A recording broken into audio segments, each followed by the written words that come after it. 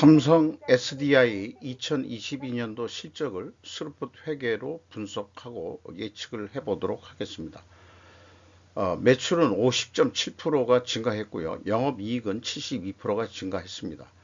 그리고 재고 회전율은 25.7회전을 했습니다. 매우 높은 회전율이라고 할 수 있겠습니다. 재고자산 매출원가 분식회계 개연성이라고 비판적인 견해를 좀 설정하지 않을 수가 없습니다. 내용이 좋았다고 생각하시면 구독, 좋아요 부탁드리고 저에게 많은 에너지를 주시는 게 되겠습니다. 그리고 또한 1.5배속을 보시기 바랍니다. 먼저 원가회계 손익으로서 매출은 17조 5천억 원대를 달성해서 전년보다 50.7%가 증가했고요. 재고 자산은 7.7%뿐이 증가를 안 했습니다. 이건 매우 바람직한 효과적인 재고 관리를 했다 이렇게 볼 수 있겠습니다. 매출 총이익이 34.8% 증가했고요. 그러니까 매출 원가가 조금 더 높습니다. 그 증가율이. 판관비가 그 21.8%가 증가를 해가지고 영업이익이 72% 증가했습니다. 1조 원대의 영업이익이 났습니다. 스루풋 회계로 분석한 내용은 매출에 비례하는 매출 재료비가 12조 한 7천억 원대로서 61.2%가 증가했습니다. 매출 증가율이 50.7%보다 더 크게 증가했기 때문에 1차적으로 원재료 가격이 크게 상승했을 것이다. 이렇게 1차 추론을 여기서 할 수 있겠어요. 그리고 스루풋율은 4.7% 하락입니다. 마진율은 떨어졌다는 얘기죠. 그리고 운영비용이 20.1%가 증가해가지고 생산성은 금액상 스루풋 절대금액이 올라갔기 때문에 1.27로서 0.08 한 8% 정도 생산성이 상승했습니다. 그 스루풋 이익과 이 원가 회계 영업이익 차이는 한 46억 원 차이가 납니다.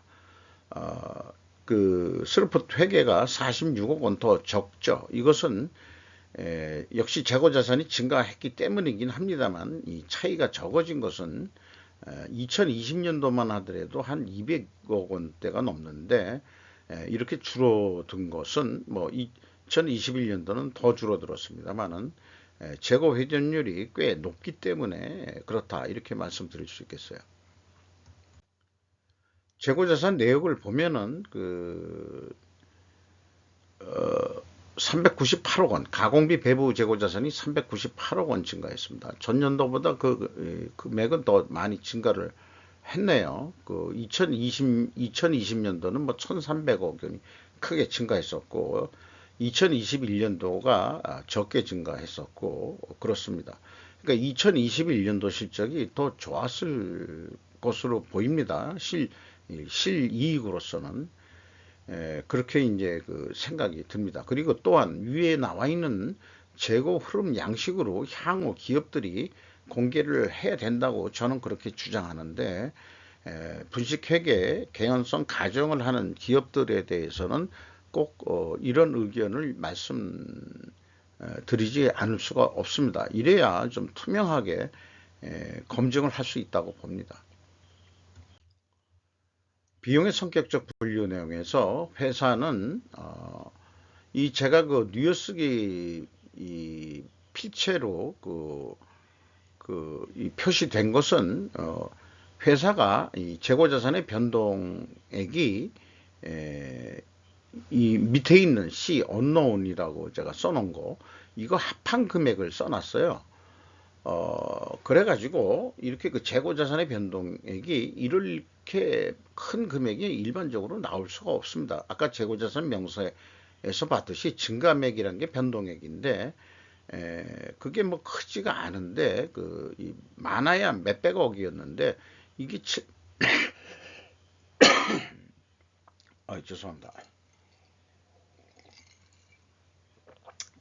뭔지 모르는 그 금액이 이렇게 들어가 있다는 것 자체부터가 매우 좀 신뢰도가 좀 떨어진다고 할 수 있겠어요.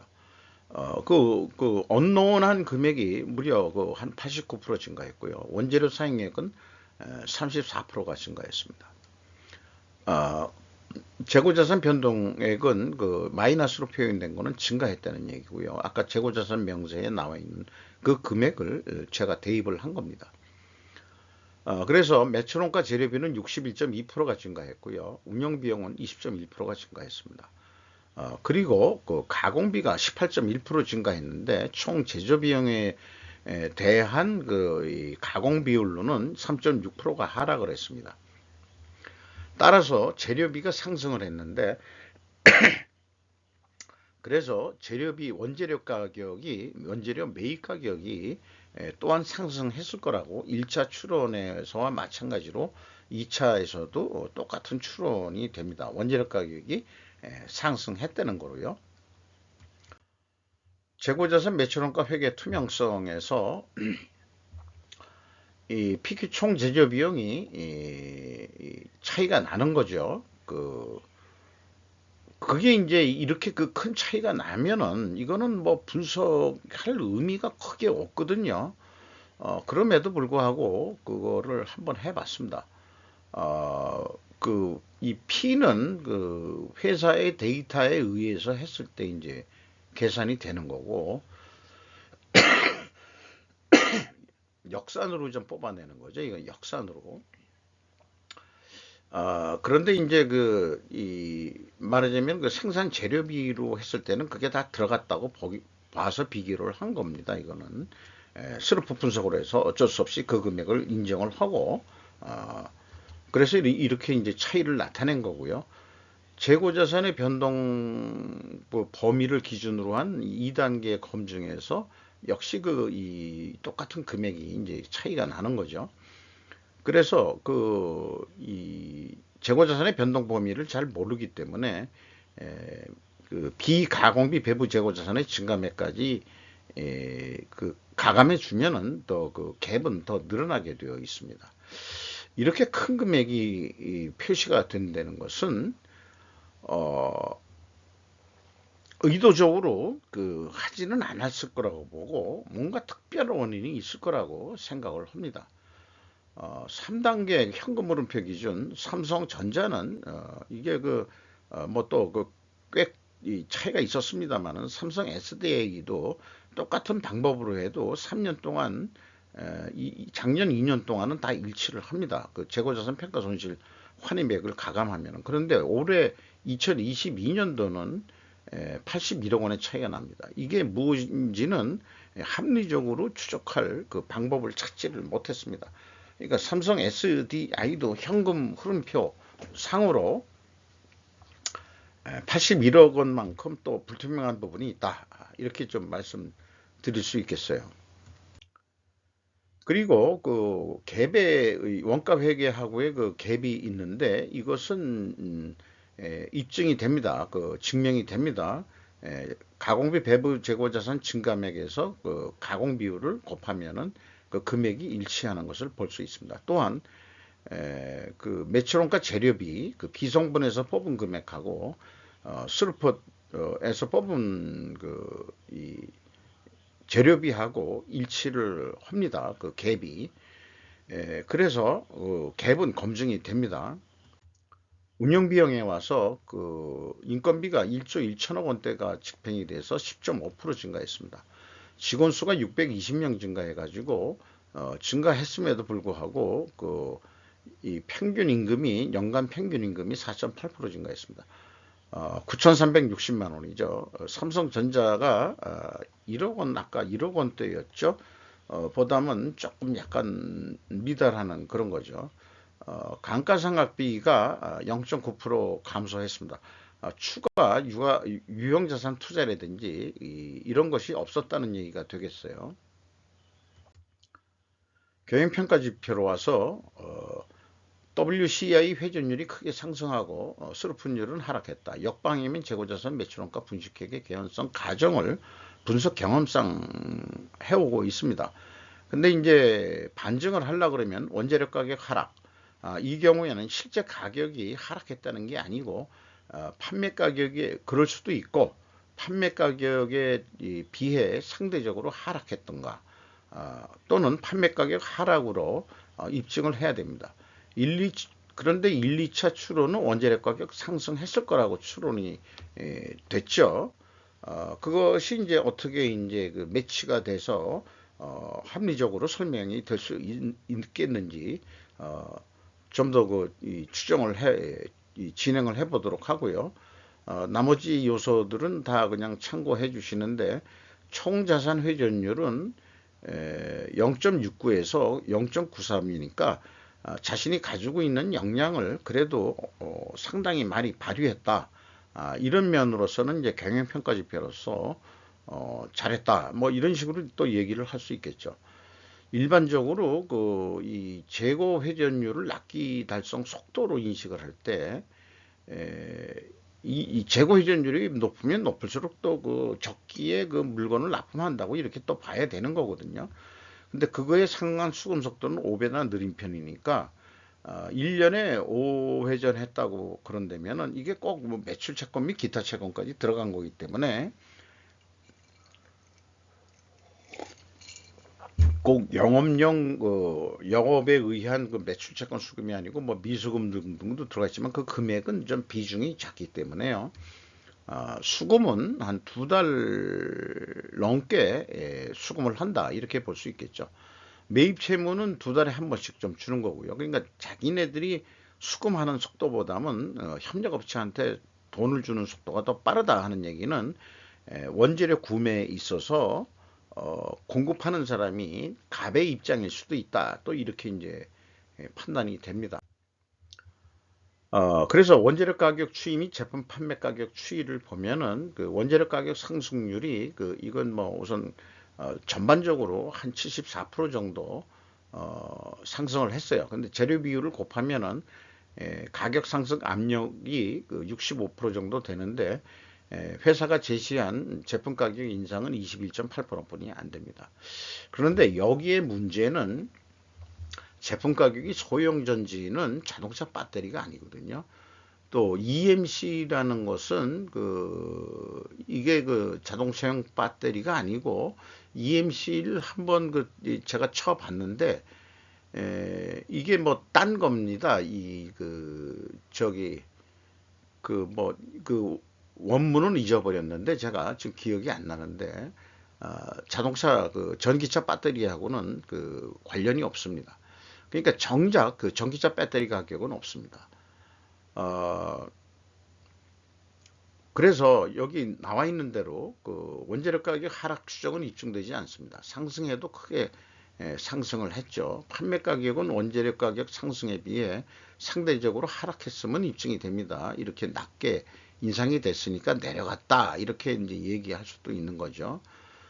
재고자산 매출액의 회계 투명성 실패와 경영평가 지표의 비교에 의한 추론은 모순되며 분식회계 개연성 가정을 세울 수밖에 없다라고 좀 말씀드릴 수밖에 없겠어요.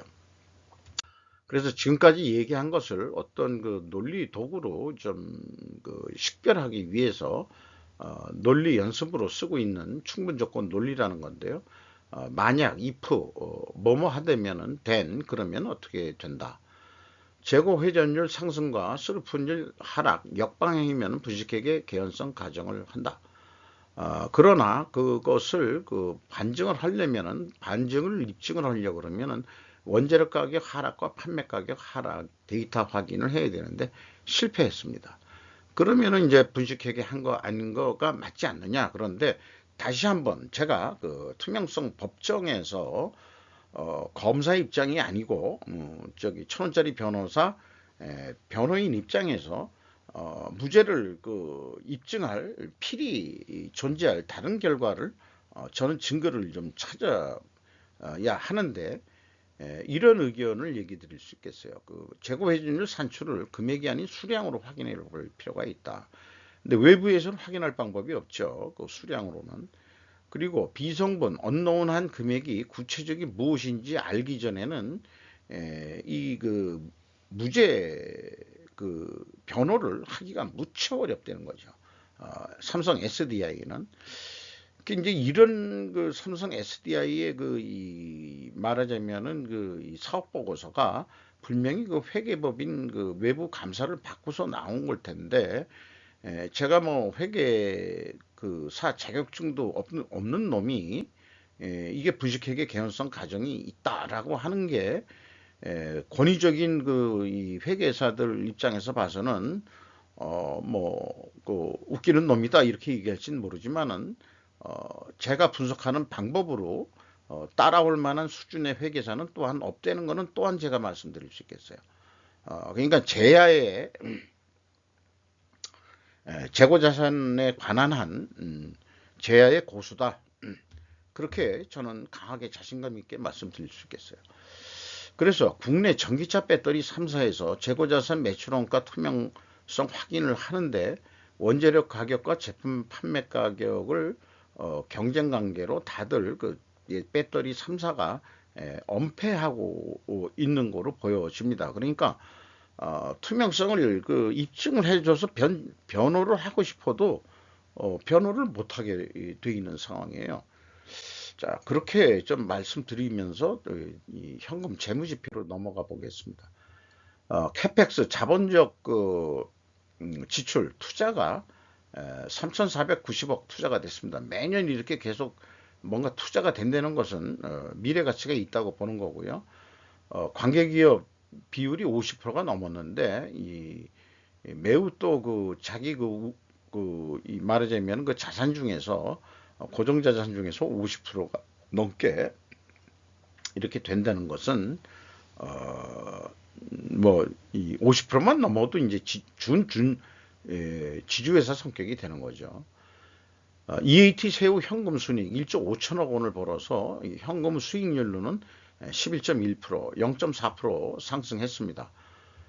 채권자가 1,897원 가져갔습니다.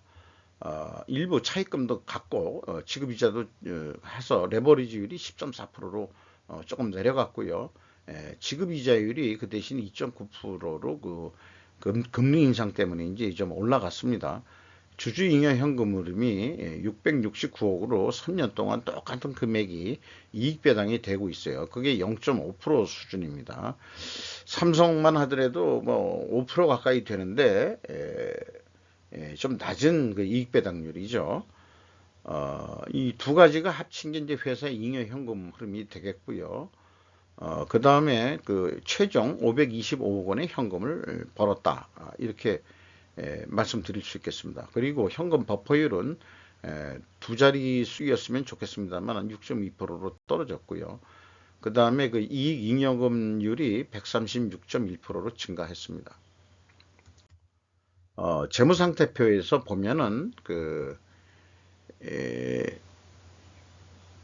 뭘 말씀드리고 싶으냐면 종속기업 투자액이 50%가 넘었잖아요. 그게 이제 한 거의 5천억 가량 또 투자를 또 이 종속기업에 했다는 거, 요거를 좀 말씀드리기 위해서 했습니다. 그리고 나머지 기타 투자 자산이라는 금액이 좀 더 큽니다. 1조 원이 넘는데 이게 지분증권 등으로 돈의 여유를 금융자산, 비유동 금융자산이라고 할 수 있겠죠. 이걸 기타 투자 자산이라고 삼성 SDI는 표기를 했더라고요.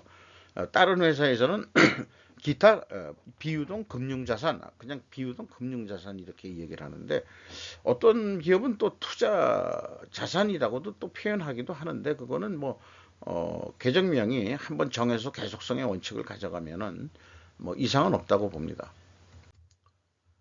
원가 회계 개념으로서 이 실적에 의해서 2023년도를 예측을 해보면은 24조 한 1,300억 정도 하지 않겠냐. 이거를 납품한다고 가정을 해서 하나의 계약 단위가 2,400만 원으로 계약을 했다 그러면은 92만 5천 원 남는다. 이 경우에 재고가 하나도 증가를 안 한다고 봤습니다. 이렇게 가정을 했을 때, 그러니까 재고가 증가 안 하면은 계획한 것보다는 영업이익이 적게 나오게 되어 있고, 그리고 조금 더 재고를 제한했을 때 당시에 계획했던 것만큼 돈을 벌려고 그러면은 매출을 2% 정도 더 올려야 된다. 이 경우에 생산 재료비가 좀 더 늘어나야 될 거고, 나머지들은 뭐 크게 이제 변동이 없는 거로 이렇게 됩니다. 어, 그래서 이제 뭐 한 1조 원대의 영업이익을 좀 낼 수 있지 않겠냐. 어, 그러니까 뭐 실적하고 뭐 거의 유사하게 이렇게 이제 나옵니다. 2022년도 실적하고 영업이익은. 그리고 재고를 8% 감소한다 그러면은 어떻게 되겠느냐. 2022년에 한 8% 정도 증가했는데 8% 거꾸로 내려간다면은 한 8,377억 원, 100만 원 단위로 다시 얘기하면은 그 원가 회계는 재고가 감소하면은 영업이익이 줄게 되어 있는 그런 모순을 가지고 있는 게 원가 회계라고 할 수 있겠어요. 그 모순을 왼쪽에다 이렇게 표현한 거고요. 절대 진리가 아니다. 원가 회계의 그 산식은 그리고 그 대안으로서 스루프트 회계를 제시하는 거고요. 재고 회전율을 바벨 전략으로 추천하는 바입니다. 스루프트 회계로 그 봤을 때 아까 그 원가 회계는 뭐 24조 정도 되지만은 22조 6천억 원만 하더라도 한 2조 원 남을 수 있다는 그 계산이 나오게 됩니다.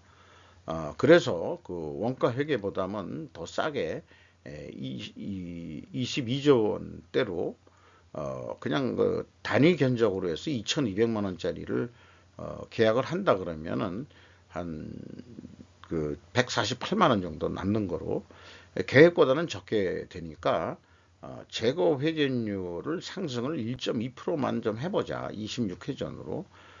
그러면은 뭐 이렇게 22조 2,600억 정도 해서 1조 5천억 정도 영업이익을 더 좀 증가시킬 수 있다.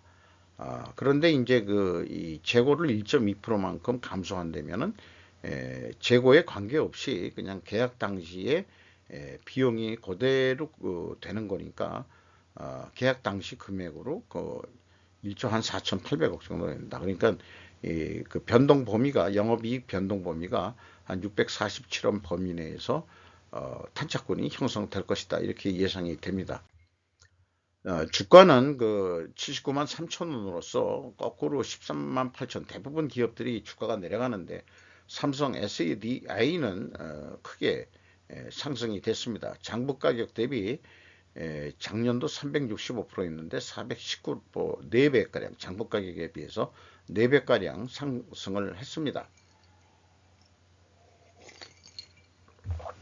삼성전자가 19.58% 가지고 있고요. 국민연금공단 여기도 브랭락이 또 5.5% 정도 들어와 있네요. 삼성전자도 5% 정도 들어와 있고 그리고 외국인들이 그 JP모건, 맥쿼리, CLSA라는 세 군데 회사가 이제 그 눈에 띕니다. 여기도 49점 다 더하면 49.08% 거의 50%니까 삼성 SDI도 우리나라 기업이 아닌 거로 되는 거죠. 외국인 소유의 기업이 됐다.